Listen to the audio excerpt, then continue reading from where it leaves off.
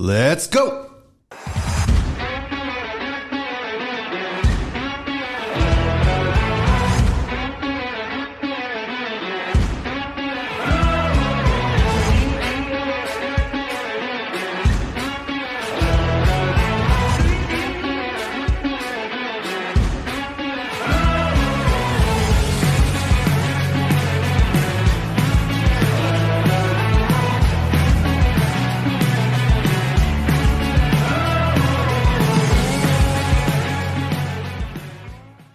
Welcome back to the Inside Lines, where we talk about politics and news affecting the lives of New Jerseyans.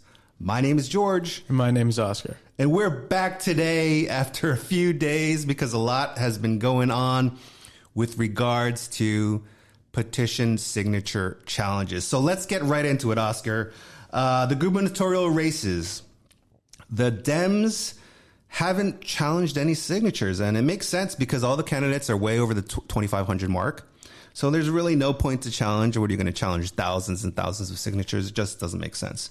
But the Republicans, that's a little different story. Last episode, we mentioned former Mayor Kranjak, right? He submitted over 2,500 signatures, 2,949 to be exact. And there was word that the Spady team was going to challenge some of these signatures because they don't want him to be on their primary ballot. So they challenged, arguing really that unaffiliated voters should not be permitted to sign Kranjak's petitions, and the signatures circulated by non-Republicans should be tossed. So it went before an administrative law judge. The judge rejected 335 signatures, withholding judgment on 76. They were doing this for 2 days. Spady needed to get 450 of them rejected to block Kranjak from being on the ballot. There was some sort of settlement where they would give time for the judge to figure out, what the heck should I do? And the judge released the decision saying this, and I quote, "A signer who is a registered voter but who is unaffiliated with any party is not disqualified from signing a nominating petition because such a voter may declare party membership by signing the nominating petition." He also refused a bid to invalidate petitions from 10 circulators who were unaffiliated at the time the petitions were signed, saying the issue was not brought forward until after the challenge deadline. Wow, Oscar, crazy turn of events. What do you think? I think it's really interesting, especially that last part. It does require you, in my understanding, to be a member of the political party for which you're collecting signatures for. But they could have gotten Kranjak off the ballot if they had brought it up, in my estimation. And it's so interesting to me that, and he's right, after the deadline, it becomes too late, in a sense. You get 3 days to file, and then it's all litigation after that. So do you think it makes sense for Spadia to fight that ruling from the administrative law judge? I think that he's probably going to try. He's more than welcome to try, but I think it makes sense. His team didn't do their due diligence, and they're paying the price for it. What's your feeling on unaffiliated voters signing a nominating petition? That's always been a thing. Unaffiliated voters, they can declare, from what I understand, on primary day who they're going to vote for, so long as they're registered to vote. And I think we should be expanding our processes and not reducing them. Now, obviously, it's very different when you have someone who's a Democrat or someone who's another party signing a petition. But as far as unaffiliated voters, they've chosen to affiliate. So they should be okay to sign? Yeah, absolutely. That's a good point. I agree. I think that's pretty important to note, though. A lot of people are under the assumption that only if you're a Republican, only Republicans can sign. If you're a Democrat, only Democrats can sign. But it's clear now, anyone who's unaffiliated can sign. And so that kind of I just wonder, and we'll talk about this more later.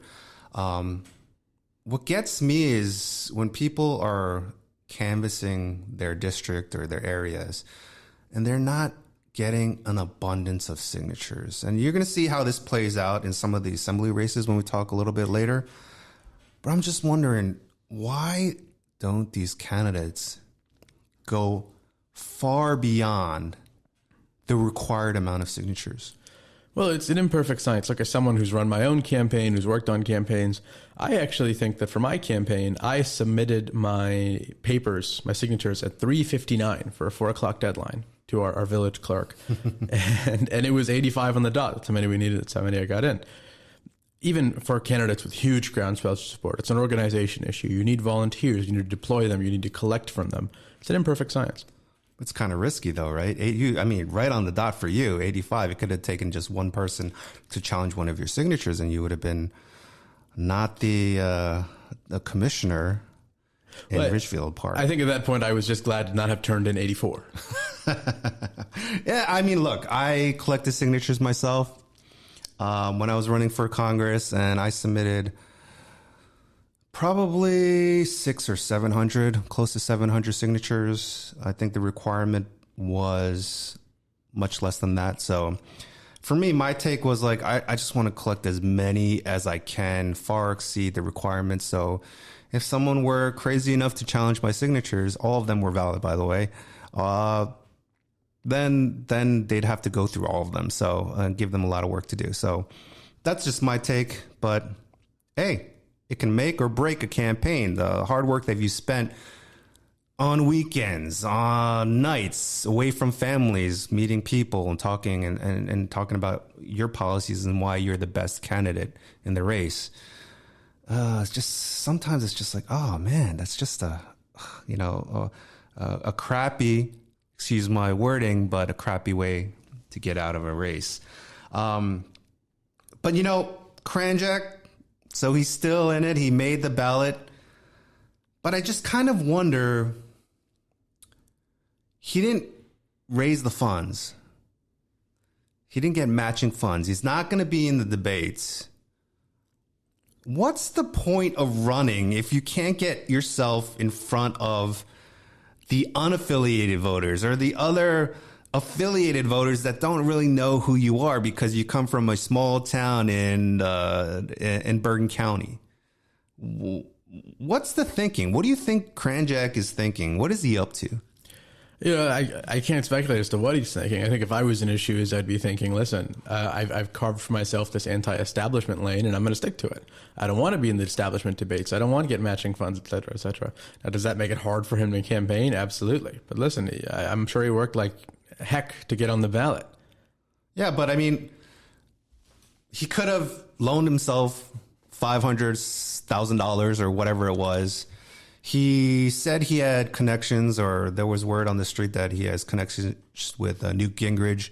Could have raised a tremendous amount of money to get the matching funds, to be on the debate stage, to, be, he's the New Jersey First candidate, or is that what his America First America New Jersey, yep. Okay, America First candidate. Obviously targeting MAGA supporters. And some even say that he is the true MAGA candidate. But now you're not on stage. It just seems like a lost cause to me. Am I crazy for thinking that? Well, first of all, George, I don't know about you, but I couldn't loan myself $500,000 today. Well, I hear you. I hear you.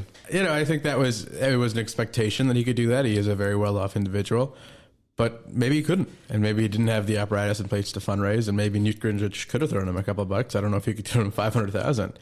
I think, there's been a lot of effort put into his campaign, and I can understand why he wouldn't immediately drop out as to not qualify for matching funds. Does he have a path? I don't care to speculate. I think his path gets much, much narrower without being on that debate stage. But I'm sure he's going to give it his all. Good luck, sir. I mean, I just kind of just wonder what you're doing, though. I just saw this post on X this morning where he posted, "I won, Spadia lost, Jack is next." It got 23 likes. I mean, I just don't understand why are you doing something like this? Hey, maybe, this there's a really smart strategy behind it, and I'm not smart, so I won't be able to really understand. But good luck, sir. We wish you the best. Let's see what happens over the next few weeks. Would have wanted to see you on the debate stage, though. That would have been pretty nice. But we strayed a little away from the Spadia campaign, but we should come back to it just because there was another thing that happened where the Spadia team announced that they were inviting Lara Trump for this event. And this event, she was supposed to headline at Trump's Bedminster with, ticket prices $250,000, the maximum price per person.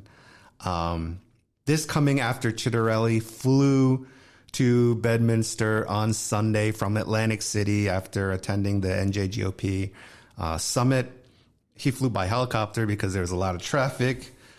He spoke with Trump, got his picture taken. I think a day later, Spadia did the same thing, or like he spoke with Trump briefly. As you mentioned in the last episode, no picture was taken. Why was that? And so this event was announced. Later, the same day the event was announced, Lara Trump pulls out of the event because of a so-called Fox News policy that prohibits appearances at political events.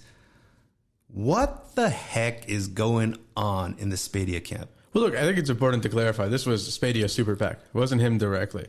So he, and this is the rule, cannot have any contact or communication as far as strategy with his super PAC. Now, no contact. I don't care to speculate on that. But I will tell you, this is not uncommon.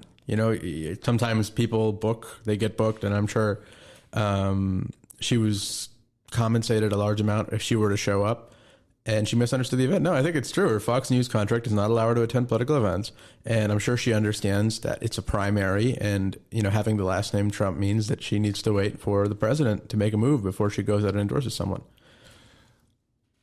Some are speculating that this was kind of just to get into the news cycle.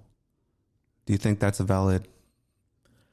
I think if I'm the Spadia super PAC, I think it's kind of an embarrassment more than it is a positive thing. I don't think I'd want to get in the news for that. Maybe all publicity is good publicity, but the way I see it, and I see this working on the ground. I've seen this. I've got a lot of friends who work for super PACs like these, for campaigns in general. Sometimes you just screw up, and it's an embarrassment, but it happens. Yeah, but you can't be screwing up this. I mean, this is something that doesn't just like you screw up. This takes a lot of time in preparation, in planning, in getting the event space. I heard that even the event space wasn't even reserved, so it just, if you're messing up these types of things, and I know, okay, he's not affiliate, there's no interaction or communication with the super PAC or whatever it may be. There's still people that are supporting you. It's a super PAC. It was developed. The PAC was created for you. To screw up something like this is not only embarrassing, but does that reflect on Spadia's team or him? Yeah, well, I think it's safe to say that there's a lot of embarrassed people at the Spadia camp today. As to whether I think personally it's embarrassing, I guess I would have to. You seem to know more about the event than I. I read the Globe just like everyone else, and I saw the headline and I was like, wow, that's got to sting. Yeah, I mean, look, it wasn't a good last few days for the Spadia team. They have some time to make up for it. Maybe they can bring Lara Trump back. I don't know. I think something like this happened with Chitterelli too. Was it? It was also a super PAC. This was, I believe it is the Alpha PAC, which isn't Alpha PAC directly affiliated. That's a nice name. Yeah. Alpha PAC. I think I don't remember what it stands for, but it's run by Alex Sedan, where he ran for Senate last cycle. Yeah. And he put that PAC together. He invited Jack Chitterelli to be honored, and he invited Nancy Mace to be a keynote speaker, also to be honored. Oh, Nancy Mace. Okay. Yes. And I think it became it got out of hand, and we saw the press release from Nancy Mace. She said she didn't know what the event was. She pulled out of it. She hadn't endorsed any candidates yet. Again, I mean, I think it's really funny that it happened twice, but I don't understand how mistakes like this happen. And that one, I think, neither of them were affiliated with the campaigns, but I think both of them reflect on the campaigns. Mayor Kranjak, you're on notice. Don't. If you're doing something like this, don't screw up, okay? But yeah, look, I don't know what it takes to run a gubernatorial campaign. I will never know because I will never, ever run for a governor. Not qualified. I'm not smart enough, nor do I, want to spend as much time as these candidates are doing, because they are spending a tremendous amount of time, and I will give that credit to them because they're hustling. They're doing a tremendous, they're taking on a tremendous feat. It's not an ordinary person can't do it. But these types of mistakes, once they're in the news, and they always will come back to bite you in some way, some shape or form. That's my opinion. But look, Spadia, if you're listening, Spadia team, if you're listening, we wish you good luck, and let's get back on track. Chittarelli's team, if you're listening to, let's get back on track. At the end of the day, we need a strong Republican candidate that can take on whoever wins the Democrat primary and win this state. So that's my hope. I think that's your hope too. So hopefully something will turn around. Any closing thoughts on that? No, I think you're right. I think we as a party, we need to stay united. And even with, as a larger lens, these petition challenges, et cetera, we want to make sure we don't damage the party to a point where we can't win in November, even if we have the strongest candidate. Yeah, and that's what these, that's why I kind of don't like, the challenges with regards to what happened with Kranjak, just because, supposedly you're both really strong MAGA, but like you're fighting against each other. I don't understand that. But anyway, enough of the gubernatorial races. Let's talk though about some of the assembly races, because there have been a number of challenges, some successful, some not so successful. So let's go through it. We'll talk about the Democrats first, because, as we spoken on these prior episodes, we've got Fulop here, who's anti-establishment, putting up a bunch of candidates in a lot of different races, in districts and in county races. And if you go on his website, he's got a whole bunch of candidates, which is, to me, amazing, because it shows that there are a lot of people who are kind of leaning towards being anti-establishment to Democrats. But let's start with LD14. Fulop backed candidate was kicked off the ballot. Judge found 33 invalid signatures to Mr. Dave Luciano's filing. He filed with 278 signatures, only 28 signatures above the 250 required. Another Fulop backed candidate withdraws from LD18. His name was Tingle. 361 signatures. Administrative law judge found at least 116 signatures were invalid. Let's see, what else? In the 8th district, former councilman Eddie Freeman, 254 valid signatures, disqualified 41 of their signers. And in the 17th district, Piscataway school board member Loretta Rivers submitted 318. But I think she was okay. So let's go to the ones that were not so successful. Or let's talk in general first. Mentioned earlier in the podcast, 250 required. Why are these people just filing with a few signatures over the 250? And this has got to hurt for Steve Fulop. I mean, the fact is, he has a lot of money. He's been spending it, I think, pretty effectively. But the help that he promised his down ballot candidates clearly is not materializing. I mean, he filed with 7,800 signatures, and he just got on and announced his lieutenant governor. But, and I understand he's running his own race, but these down ballot candidates, if they don't make the ballot, it hurts his message. It totally hurts his message. I mean, this does not send a strong message to those people who are backing Fulop. Having 10 or 15 signatures over the required amount, that just doesn't show strength, in my opinion. it shows like you're barely skating by, and that's not the message you want to portray if you're running for the governor's race. I mean, do you think he's going to be okay? Do you think his candidates are going to be okay? Do you think they're going to win? Do you think he's going to win some of these primaries? Well, I think you asked 4 very different questions with 4 very different answers. The floor is yours, Oscar. Let's go. I think Steve, his gubernatorial campaign is still in a good place. I think he's still viable. I think some of his assembly candidates are still in a good place, but I think you have to understand, I mean, this is a bad look for him, but even if you ignore the optics of it, doesn't mean that they're not going to get the support that maybe they thought they were going to get from Steve Phillip. I don't know anyone in the Steve Phillip campaign. I haven't spoken to the Steve Phillip campaign. I don't know what their plan is. Maybe they're waiting to see who makes the ballot before investing in them, or maybe they're just spending more money than they thought it would to make sure Steve Phillip stays viable. No matter what, I think that it's less than was expected. I think even for me personally, I thought that they would do better.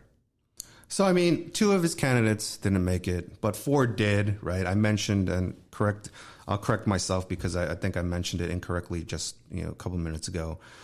8th district, Evesham, Councilman Eddie Freeman won, prevailed. So that's good news for Fulop.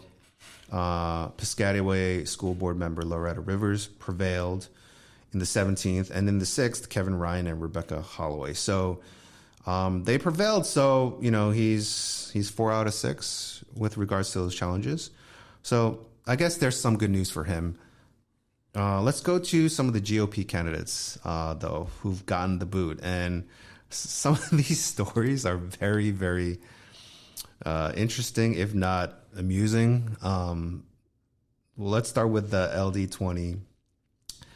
The candidate was barred. The GOP candidate was barred from the ballot after Dems argue he lives in Evesham, not Elizabeth. So this guy, his name is Richard Tabor, and he's running for a seat in Elizabeth, or like the LD20 it is where Elizabeth is, but he that's not his primary residence.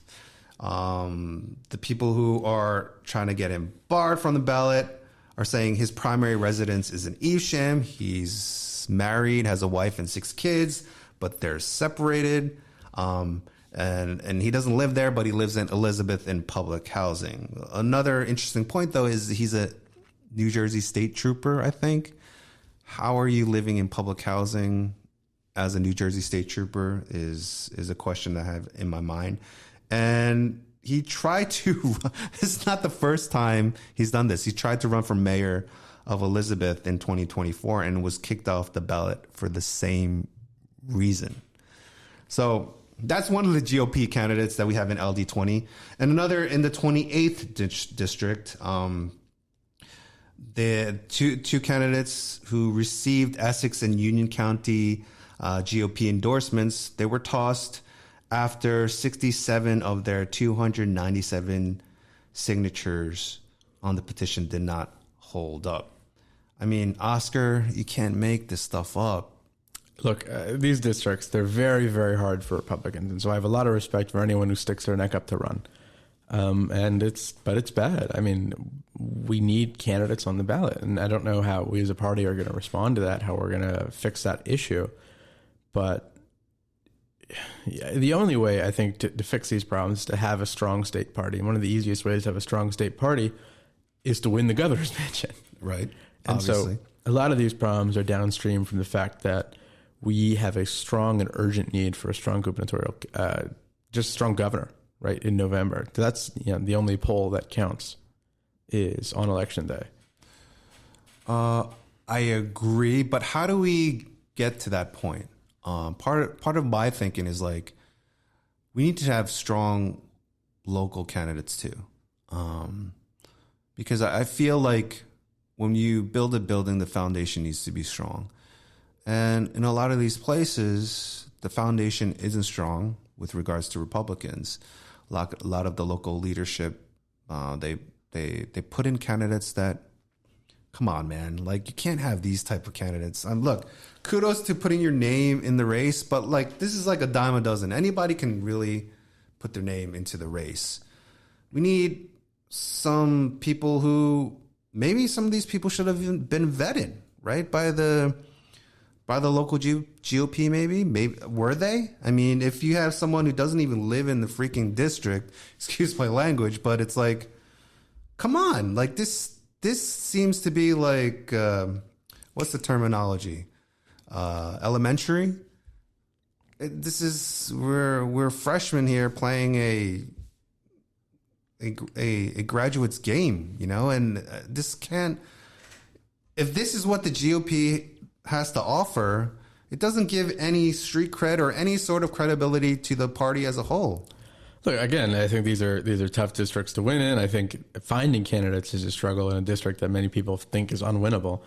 I don't think any district is winnable, but there's a pervasive notion that, well, maybe we can't win this district. We'll just take whoever we can get.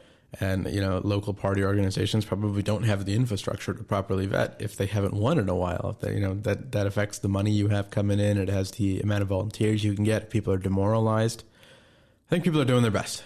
And sometimes it comes up short. I think we as a party, we need to be able to support at an institutional level these lower level candidates or weaker party organizations that can't do it themselves. How do we support them? I think you get a governor or you get a gubernatorial candidate who can win up and down the ballot. And sometimes, in many instances, the state party might just have to subsume those campaigns, those lower level campaigns. Obviously, this is a problem, but I don't, I don't think it's worth throwing in the towel just because we have a few hiccups along the way. I think we saw in 2024, President Trump had a massive victory here. He came very, very close to winning. If we were competitive in places we haven't been competitive in a long time. And we need to be willing to work together and help each other when we fall to expand on that victory. Let me ask you a question. On the national scope, Trump just released his tariff tax plan or whatever it is. There's a lot of people, including Republicans, that are just like kind of against what's going on. Do you think with what Trump is doing, it would affect our state and local politics here? Depends if it works. That's the key thing. In November, how are people feeling about the president? How are people feeling about these policies? It's going to have an impact. But it's also important, I think, to run your own race, right? You want to stand with the leader of the party. You want to support the leader of the party. But, the issues at the federal level will not be decided by the next assemblyman, the next senator, or even the next governor. Well, there are some candidates, though, that are running on the coattails, right, of Trump.